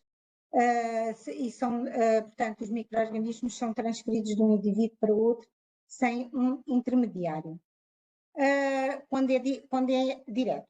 Quando é indireto, depois tem que haver um intermediário e esse pode ser os equipamentos ou as superfícies contaminadas pelas mãos dos profissionais. As mãos são o veículo mais comum de transmissão cruzada de agentes infecciosos associados às infecções associadas aos cuidados de saúde. As precauções, portanto, a transmissão através de gotículas respiratórias expelidas a curta distância, com menos de 1 metro, pela tosse, espirro, fala e procedimentos. Na via aérea, temos a transmissão por partículas muito pequenas e que ficam suspensas no ar e que podem ser disseminadas através das correntes de ar.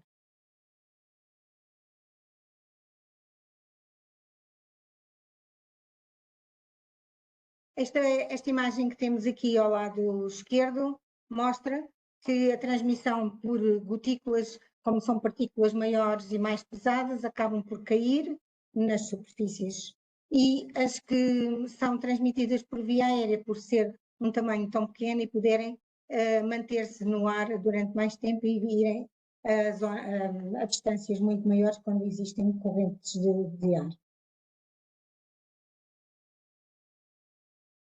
Este quadro muito simples e muito básico, mas que diz que tipos de isolamento e o que é que é pretendido de cada isolamento. O isolamento de contacto, portanto, o quarto individual é desejável, mas não é obrigatório. Portanto, podemos isolar os doentes a nível quando é isolamento de contacto numa enfermaria. Nesse isolamento temos que usar uma bata e luvas. No isolamento de gotículas, também o quarto individual é desejável, seria desejável para todos, não é? Ter um quarto individual para isolar todos os nossos doentes, mas não é possível. E depois usamos a máscara e a bata e as luvas. Na via aérea, aí sim, temos que ter um quarto individual obrigatório com pressão negativa. E em vez de se usar a máscara cirúrgica, usa-se o respirador. Isto é um exemplo de um quarto de pressão negativa, em que tem o primeiro corredor, o corredor que depois vai tem a porta para a antecâmara. Esta porta deve ser fechada e ficarmos aqui antes de abrirmos a que vai diretamente para o quarto do doente.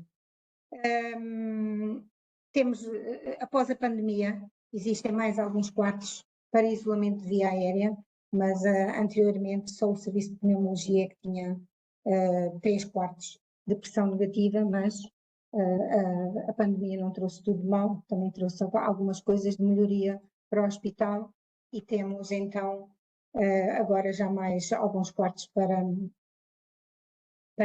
isolar os nossos doentes quando é preciso de via aérea e não os precisamos de transferir para outros hospitais.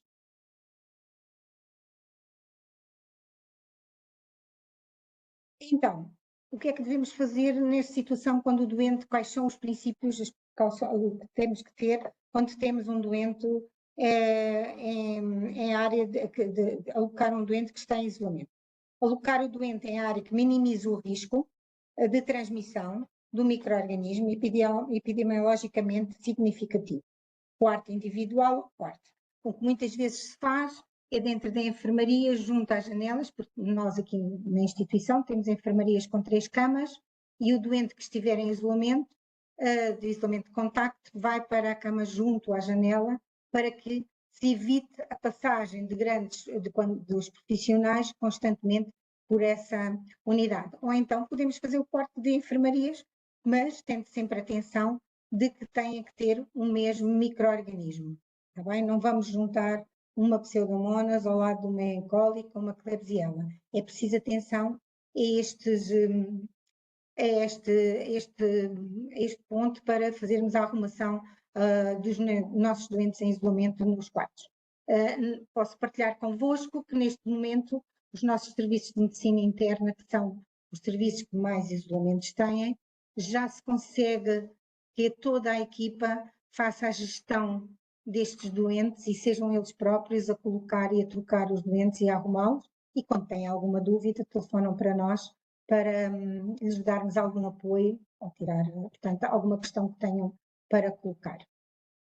Estes doentes que estão em isolamento devem-se limitar as deslocações do doente ao estritamente necessário, mas isto não implica que o doente não tenha que ser tratado, porque os doentes em isolamento têm todo o direito dos mesmos tratamentos que os outros. Quando é necessário deslocar um doente em isolamento, devemos contactar para o serviço em que ele vai ser recebido e programar a sua deslocação, a hora e as condições para que possa ser recebido e não fique à espera num corredor, mesmo estando em isolamento. Portanto, estes doentes têm o mesmo direito que os outros a serem tratados, embora haja vários artigos que dizem que doente isolado é menos visitado, menos cuidado. Também temos a hipótese de restringir a circulação dos profissionais ao essencial, embora o doente tenha que ser, sempre que é necessário, irmos ao pé do doente. Deve existir, podemos restringir o número de profissionais que estão junto a estes doentes. Deve existir material e equipamento dedicado ou descartável, se for inevitável. O uso partilhado do mesmo deverá ser previamente descontaminado. A unidade do doente deve ter uma sinalética, a sinalética que tenha um código que os profissionais de saúde conheçam, não deve dizer qual é o diagnóstico do doente, mas devemos saber que está em isolamento e que tipo de isolamento é que este doente tem, para podermos usar as precauções adequadas quando vamos até à unidade do doente. O doente, sob precauções básicas baseadas nas vias de transmissão, preferencialmente deve ser o último a ser cuidado. Isto faz tudo parte da gestão da distribuição que se faz nos serviços, que se tem que pensar de manhã como se gere. Temos 10 doentes em isolamento, quem é que vai tomar conta deles e como é que vamos gerir os cuidados, quem é que é primeiro cuidado. Devem estar disponíveis contentores acionados por pedal para o condicionamento dos resíduos, pois ter contentores sem pedal e que implica que a nossa mão tenha que ir até à tampa para descartar algum resíduo não é o indicado, portanto ele deve sempre ser aberto sem que tenhamos que colocar a nossa mão no contentor. Os resíduos do grupo 3 devem estar encerrados, não é? Os grupo 4, todos os contentores devem estar encerrados, mas se tivermos alguma dificuldade será o contentor do grupo 2 que poderá ficar aberto, mas o grupo 3 terá sempre que ficar fechado. E a roupa suja também deve estar acondicionada num contentor e que tenha tampa. O isolamento deve ser mantido só quando é estritamente necessário, porque a pessoa, muitas vezes, ao ficar restrita ao quarto, pode não ficar em condições a nível emocional, a nível emotivo, por estar limitada ao contacto com as outras pessoas. Queremos fazer ensino ao doente e à família, é muito importante, porque o doente é visitado pelas suas famílias e elas devem saber comportar-se e explicar o porquê, quando há restrições de visita, explicar porquê que estamos a fazer essa restrição e depois dar ênfase à higiene das mãos e às medidas de controle ambiental. No doente, quando independente, devemos ter atenção, fazer ensinos sobre a importância dele se manter dentro da sua unidade. Muitas vezes isto é difícil, os doentes compreenderem que têm que ficar, eles até se estão a sentir bem, porque é que eu não vou fumar um cigarro ali ao canto, e não podem fazer isso porque estão em isolamento e põem os outros doentes em risco. Temos que explicar que não é muitas vezes, não é pelo próprio doente, mas sim põe todos os doentes e os profissionais em risco. E se o doente vem ao hospital pedir-nos ajuda, nós somos responsáveis por eles e por isso não lhes podemos brindar com mais um micro-organismo, além do problema de saúde que ele já traz. As instruções dos profissionais são naturalmente adaptadas a cada situação. Temos que ter sempre em conta o doente, cada situação, cada pessoa que temos na nossa frente. A higiene e a limpeza do ambiente. A higienização deve ser diária, na unidade do doente, de preferência com panos de uso único. Caso não haja panos, instituições que não têm panos descartáveis, sejam usados os panos de microfibra que depois serão encaminhados para uma zona para lavagem e para desinfecção. Há que cautelar todo este trajeto, desde que eles são usados até que eles são lavados e desinfetados nas máquinas a altas temperaturas. O pavimento deve ser limpo, não há necessidade de utilizar desinfetante, só se tivermos que gerir um derrame. Nessa situação é que teremos que usar o desinfetante. Na alta, todos os equipamentos e materiais da unidade do doente devem ser limpos e desinfetados, as cortinas devem ser encaminhadas para a lavandaria. No que diz respeito às louças e utensílios de alimentação, não existe indicação para a utilização de louça, indicação para a utilização de louça ou utensílios de alimentação de uso único. Estava à procura do descartável, e desculpem lá, por isso eu engasguei-me aqui um bocadinho. Mas o tabuleiro de alimentação deve ser entregue ao doente por profissionais de saúde devidamente equipados, e no final este pode ser acondicionado no tabuleiro à alimentação dentro de um saco de plástico e depois encaminhado devidamente para o refeitório e que será tratado a altas temperaturas nas máquinas de lavar e por isso será lavado e desinfetado. Cuidados com a roupa. Na norma não há necessidade, por norma não há necessidade do encaminhamento diferenciado da roupa usada neste contexto. Toda a nossa roupa do hospital é transferida, é levada para uma unidade de tratamento, uma lavandaria, em que lava toda a roupa como se fosse infectada. Portanto, toda a nossa roupa é encaminhada para a lavandaria e toda ela é para ser tratada como infectada. Mas nós, por exemplo, no nosso caso, temos o cuidado de que todos os doentes em isolamento usamos, pode ser por excesso, mas os doentes em isolamento têm um saco amarelo para a roupa, para colocar a roupa, para quando a roupa chega à lavandaria, quem a vai manipular tenha as devidas precauções. A roupa deve ser manipulada sem puxões ou outros movimentos bruscos, acondicionada em saco próprio, localizada em contentor com tampa, acionada por pedal. Uma vez preenchidos, até 2/3 da sua capacidade deve ser encerrado. Estes são portanto, os cartazes que temos para identificar os isolamentos. Já são muito antigos, mesmo muito antigos, mas é estes que continuamos ainda a ter na nossa instituição e como não tem outros, é este que vos está a mostrar. Eles têm por cima, na parte cor-de-rosa, todos estão iguais e têm as precauções standard, não é? São as básicas e depois na parte de baixo, consoante a cor e consoante a imagem, temos o isolamento de contacto, que é verde, isolamento de gotículas amarelo e isolamento de via aérea azul. Estes cartazes ficam no processo do doente, são colocados no processo do doente e são colocados na unidade do doente.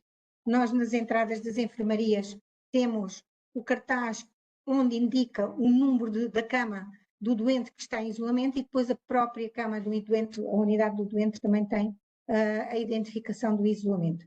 E mesmo assim, muitas vezes se verificam situações em que vão pessoas junto a estes doentes sem equipamento de proteção individual, apesar de haver estas sinaléticas por em todos os sítios. Acho que foi muito rápida. Acabei. Não sei se era isto que pretendiam. Eu tentei fazer uma seleção de tudo, falar em todos os pontos, não entrando em demasia neles, não é?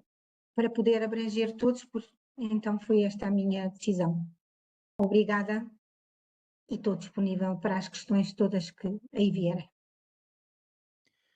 Muito obrigado, Sra. Enfermeira Rosário Rodrigues. Tenho aqui já pelo menos 3 questões de colegas que lhe gostaria de colocar. Posso começar então com a primeira? Sim, sim. Ora, na primeira questão foi colocada pela Sra. Enfermeira Sónia Ferreira. Pergunta se nas situações de doentes que estão isolados, Ou seja, a seleção dos EPIs a utilizar deve ser de acordo com o procedimento a ser efetuado ao doente ou deve ser feita exclusivamente a respeitar as normas de entrada nos ambientes dos doentes? Ou seja, as normas institucionais. Desculpe, ao olhar aqui para o lado, perdi-me um bocadinho. Pode-me repetir a pergunta para eu perceber Eu o estou a princípio? adaptar a pergunta da colega, Sim, mas sim, sim.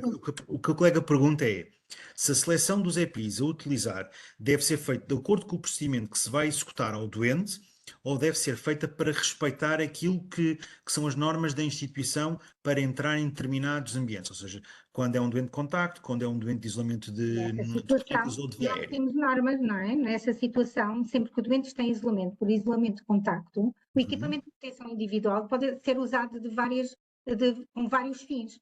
Se tivermos um doente em isolamento, vamos usar o equipamento adequado ao tipo de isolamento que temos. Não vamos entrar num isolamento via aérea com uma máscara cirúrgica, não é? Vamos Claro. usar um respirador. Mas o que eu referi, se calhar não foi muito explícito, é que o equipamento de proteção individual pode ser usado consoante o procedimento. Quando não temos um doente em isolamento, vamos fazer determinados procedimentos e precisamos de usar equipamento de proteção individual consoante aquilo que vamos desenvolver, não é? Quando vamos fazer um penso e há bastantes salpicos, no caso do doente não está em isolamento, não tem nenhum micro-organismo reconhecido em nenhuma colheita, mas quando vou fazer o penso e sei que ele tem uma grande quantidade de exudado, eu vou usar o equipamento de acordo com aquilo que eu vou fazer, não é? Acho que é isso. Sim, compreendo. Desculpe, estava a olhar para uma pergunta que me... Não, não tem problema, claro, compreendo. Estava aqui a olhar para uma pergunta que me Uma foi das, aqui. Mas, por exemplo, senhora enfermeira, vamos imaginar uma situação hipotética. É necessário entrar dentro de um quarto doente em isolamento de contacto para, exatamente, um isolamento de contacto, para fazer simplesmente desligar a bomba de soro, a bomba infusora. Será necessário utilizar bata, luvas, proteção ocular, máscara cirúrgica? Não, a proteção ocular para desligar um monitor não me faz Exatamente. sentido, não é? Não vamos Exatamente. correr o risco de ter salpicos desligando Exatamente. Ou seja, mas uma das coisas que eu acho que é importante, as pessoas têm sempre esta questão da colocação do equipamento quando vão fazer uma coisa simples dentro do quarto do doente que está em isolamento. Mas muitas vezes somos surpreendidos por outras coisas que nos pedem e devemos estar preparados para atuar dentro. Não vamos dizer, olha, espera aí que eu vou lá fora e agora já venho, vou vestir o equipamento e o doente até está a cair da cama. E eu tenho que atuar. Se o doente está em isolamento, eu devo usar o equipamento adequado àquele tipo de isolamento, não é? Não estamos a falar de usar uns óculos. Temos situações em que podemos higienizar as nossas mãos, não é? Que é muito importante, é mais importante. Estou a dar o meu parecer. É mais importante eu higienizar as mãos do que pensar que vou colocar umas luvas e nem lavei antes, nem lavei depois as mãos, não é? Importante a higienização das mãos quando entra em contato com alguma superfície que estará suja, contaminada. Não sei se já respondi, mas as pessoas têm fazem muito esta questão, é uma questão muito colocada pelos nossos colegas e por todos os profissionais. Eu só vou ali tirar um alarme, mas entretanto pode surgir outra situação e eu não estou equipada de acordo para atuar nessa situação. Portanto, acho que devemos sempre nos precaver, não é? E a Sim. bata dentro do isolamento, quando as unidades são pequenas, tocamos nas superfícies muitas vezes com o nosso equipamento e depois a seguir vamos cuidar de outro doente. Porque nós não tomamos só conta do doente sem isolamento, não é? Claro. E por isso usamos o equipamento. Não sei se respondi à vossa questão, mas acho que isto é uma questão. Acho que o controle da infecção tem, além da evidência, de toda a evidência, o bom senso é muito importante. E muitas vezes não é. As pessoas não precisam, não precisam, pelo menos eu que digo aqui dentro da minha instituição, há equipamento de proteção para todos, em quantidade suficiente, desde que as pessoas o saibam usar com critérios. Mas hoje em dia vemos que as pessoas usam luvas para tudo, nem que seja para dar um copo de água ao doente. nem que seja para ajeitar uma almofada de um doente que pediu para, acabamos de fazer a higiene e pediu-nos para ajeitar a almofada e nós vamos calçar as luvas. Além do toque ser importante, nós temos sempre a possibilidade de higienizar as mãos logo de seguida, portanto não corremos riscos, não ficamos contaminados logo de imediato, não é? Não sei se Senhora enfermeira, concorda comigo, não é? Pode não concordar, mas isto é a minha maneira de ver compreendo. e os anos que ando cá de encarar estas situações. Senhora enfermeira, temos aqui mais uma pergunta. Esta, sinceramente, eu considero um desafio.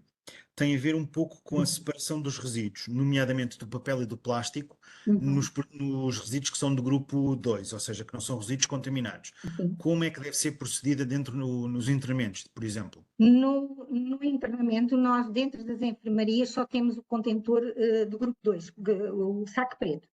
Fora, ao longo dos corredores, as nossas enfermarias são 2 enfermarias que fazem um hall onde têm as casas de banho, e aí existe um suporte de inox, um suporte de metal, com um saco do grupo 3, saco branco. E sempre que o profissional de saúde, que é ele que produz esse resíduo, ele tem rodinhas e acompanha-nos até ao sítio que vamos prestar o cuidado. No que diz respeito aos recicláveis, nós só usamos, portanto, temos que separar o papel e o plástico em 2 sacos diferentes, que são os sacos azuis. Saco azul para o plástico, saco azul para o papel, não podem estar juntos. E onde colocamos, normalmente ponderamos, onde vamos colocar estes contentores. Normalmente há um sempre dentro da rouparia, ou da zona onde tiramos os sacos das fraldas para os doentes, onde abastecemos os carros de higiene. Os sacos das fraldas, todo o papel, tudo o que vai para reciclar é limpo. Não podemos, nada que vem do doente é para reciclar. Ainda não conseguimos atingir esse objetivo. É sem dúvida um desafio. No futuro, já tivemos algumas propostas e no futuro pode ser que o plástico que vai a altas temperaturas consiga ser reciclado. Mas o papel e o plástico são separados e postos só em algumas zonas, que são sempre ponderadas onde são colocadas. Nas consultas externas, nas salas de pensos, as pessoas têm, nós não temos cartazes sobre a triagem de resíduos feitos por nós. Não somos nós, o El-Cabecira, que faz os cartazes. Cada serviço faz os cartazes e depois dá-nos, mostram-nos, não é? Pedem a nossa opinião e eles são colocadas imagens, não é? Uma imagem vale por 1000 palavras e são as imagens dos resíduos que se produzem naquela zona. Não são as imagens dos resíduos que se produzem noutras zonas. Então, nas consultas externas, temos sítios em que fazem esta separação do papel e do plástico. Muito bem. Das compressas e dos envoltos, não é? Sim. As mangas, todas as mangas podem ser separadas e recicladas. Papel encerado das vinhetas pode ser reciclado, eu não falei nestes pormenores todos, mas papel das vinhetas, que também é uma grande produção, não é reciclado porque ele é encerado. O papel encerado não pode ser reciclado. Claro. Mais uma questão, senhora enfermeira. A nossa colega o que nos pergunta é se é habitual haver o trancar de camas quando não há possibilidade de ter um quarto de isolamento para doentes, nomeadamente em casos de enterobacterialos produtores de carbapenemases, nomeadamente Toxa 48. Nós temos uma história longa com as enterobacteriáceas resistentes aos carbapenemos. Nós já fizemos na nossa instituição quarting de profissionais e que tivemos durante algum tempo, tivemos essa possibilidade. Tínhamos um serviço durante 3 meses, uma das serviços de medicina, nós temos 3 medicinas, e uma delas, durante 3 meses, sempre que surgisse uma KPC, uma CRE, como quisessem denominar, seria esse serviço a receber e faziam quarting, portanto tínhamos zonas onde tínhamos estes doentes e conseguimos manter durante bastante tempo não haver transmissão deste micro-organismo. Pode haver resistências provocadas por a administração de antibióticos, mas que nunca tivemos nenhum surto e pronto, nessa altura fazíamos isso. Chegou uma certa altura que a administração disse que não era possível e pronto, e continuamos, tivemos que continuar a trabalhar. E o que é que nós fazemos? Sempre que há um quarto, o doente passa imediatamente para o quarto, esse doente passa para o quarto para evitar os contactos, não é? E 3 vezes em número de preencher uma enfermidade. Porque sempre que um doente sai, quem é que nós vamos colocar lá? Porque a nossa urgência está sempre, falando bem, a abarrotar e não vamos, nós, ZCL, não, o LPEPSIRA, não cortamos, não fechamos camas, só numa situação muito... Claro. Neste momento tentamos resolver conversando e como já temos a possibilidade de nós, durante muitos anos, não conseguimos passar doentes de umas camas para as outras, porque os médicos tinham camas, mas hoje em dia os médicos têm doentes. Então, há a mobilidade dos doentes, até se for preciso, passamos de uma medicina para a outra e juntamos vários doentes para não termos nenhuma cama fechada, não é? Porque precisamos delas. A urgência está sempre muito superlotada. Continuando um bocadinho aqui no tema das enterobacteriales portadores de carbapenemases, temos aqui uma pergunta de uma colega num contexto de uma RPI, em que Não pergunta-se... consegui perceber, enfermeiro Tiago, peço desculpa. Vou falar um pouco mais lentamente. Foi tudo No gaguejar. contexto de uma RPI, ou seja, de um lar de idosos, digamos assim, um doente que tenha uma carbapenemase, por exemplo, tenha uma Klebsiella produtora de KPC na urina, está em isolamento de contacto, deve sentar-se à mesa com os outros utentes ou deve ficar sempre no seu quarto?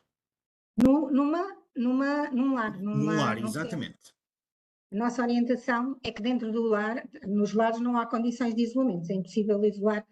Se for numa unidade, tem umas condições, se for um lar normal, como todos são, não há condições para isolar. Então o que é que vamos fazer? Tentar fazer o melhor possível. É as nossas orientações, temos um folheto que damos à família e podemos enviar para o lar, em que este doente, se partilhar o quarto com outro doente, com outro utente, será o último a ser cuidado, que a casa de banho seja higienizada após os cuidados de higiene. Tentamos que seja feita formação, visto ser urina, temos que ter o contato, ou está algaleado, ou tem despejo do urinol ou da arrastadeira. Também temos que os profissionais tenham, se precisarem de alguma colaboração nossa, nós daremos algumas. E o doente, daquilo que eu tenho conhecido dos lares, os doentes, as pessoas têm todas um sofá, um sofá, cada um tem o seu sofá para estar dentro da sala, o que já melhora ali um bocadinho. Não podemos falar nas pessoas que estão um bocadinho desorientadas e às vezes não sabem o que fazem, mas vamos tentar limpar a casa de banho depois dele ir à casa de banho e limpar a cadeira se ele teve sempre uma cadeira, porque se transmite uma infecção urinária, se ele tiver uma fralda e roupa lavada, não vamos proibi-lo de ir comer com as outras pessoas. Acho que para nós, até agora, não faz sentido, não é? Temos que tentar adequar as situações os isolamentos a cada situação. Dentro da nossa instituição, os doentes têm que ficar em isolamento, mas é para proteção dos outros doentes, não é? Claro. De os proteger. Mais uma questão que temos aqui. Uma colega pergunta-nos se as visitas devem usar o mesmo tipo de EPIs nos isolamentos que usam os profissionais de saúde. Se usam os mesmos equipamentos. Se o doente tiver algum micro-organismo reconhecido, eles deverão usar equipamento, não é? Mas tem que ser feito o ensino para o uso desse equipamento. Porque ter equipamento e não saberem usar, porque nós temos muitos lares em que não têm a mínima condição de... Isto seria, não menciona qual é o contexto. Poderá ser até num internamento, mas faz todo sentido haver um ensino a esta família ou a esta visita para poder utilizar os EPIs em segurança. Sim. Nós tivemos uma altura em que fazíamos íamos até junto das visitas e colocávamos, o doente estava em isolamento, íamos lá, apresentávamos, perguntávamos se as pessoas tinham algumas dúvidas, se queriam algum esclarecimento, se queriam compreender alguma coisa que não compreendessem porque o seu familiar estava, durante um tempo conseguimos fazer umas visitas destas que eu acho que é importante, mas os enfermeiros dos serviços, de cada serviço, tenta fazer este ensino, mas muitas vezes fazíamos nós a visita aos doentes em isolamento, às famílias, para eles perceberem que não era só a regra do serviço, mas sim é uma regra do hospital e que era outra pessoa que estava a dizer e que muitas vezes é melhor aceito. Se me permite só uma última pergunta que vem da minha parte, como é que na sua instituição, ou pelo menos como é que a senhora enfermeira entende, que devem ser, entre aspas, agilizada a norma recente relativamente à avaliação de risco de infecção, relativamente ao MRSA e também às enterobacteriais produtores KPCs? Estava com vontade de vos mostrar. Nós tivemos nós já fazemos rastreios desde há muitos anos à entrada dos doentes e temos feito gradualmente consoante os critérios, vamos acrescentando de vez em quando, que é para não doer tanto, não é? E nós neste momento já temos um fluxograma, eu posso mostrar, acho que não faz mal a ninguém mostrar. Já trabalhamos a norma, tivemos alguns tempos sem querer tocar, porque estávamos com receio. Não se assustem. Já temos a norma aqui colocada e que vai ser, pronto. Não, mas pronto, eles não conseguem ler isto. Mas pronto, é para mostrar que já começamos a trabalhar. Começamos a trabalhar, além das EPCs e das MRSAs, como nós já fazíamos o SBL, ele está aqui incluído, está bem? Nós temos muitas SBL, não é? Dos sudados retais com SBL, embora não tenha tratamento e não há evidência de que é vantajoso fazer uma descolonização, mas nós isolamos na mesma. Portanto, a norma está a ser trabalhada, em breve há de seguir para a aprovação e depois será transmitida aos serviços, em que temos que fazer uma formação uma boa formação para poder explicar o que é que vamos fazer. É um bocadinho complicada, assusta-nos um bocadinho, são muitas as colheitas, mas ao analisarmos a norma, tentamos, como eu digo, dentro do cumprimento das normas, termos bom senso e fazer o melhor possível para não complicar tanto a vida de toda a gente. Se a norma é assim,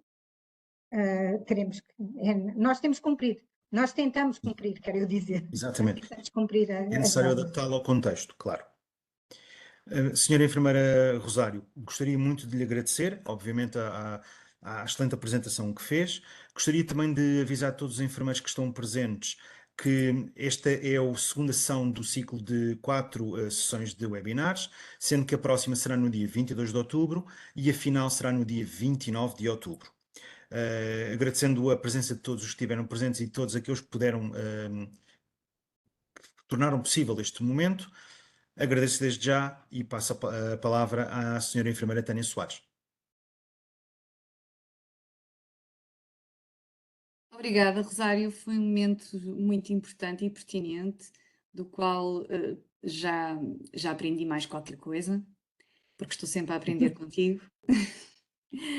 Agradecer-te a tua disponibilidade e a amabilidade de partilhares o teu conhecimento, que é extensíssimo, e agradecer também a todos os presentes que puderam utilizar este momento para promover o seu desenvolvimento profissional.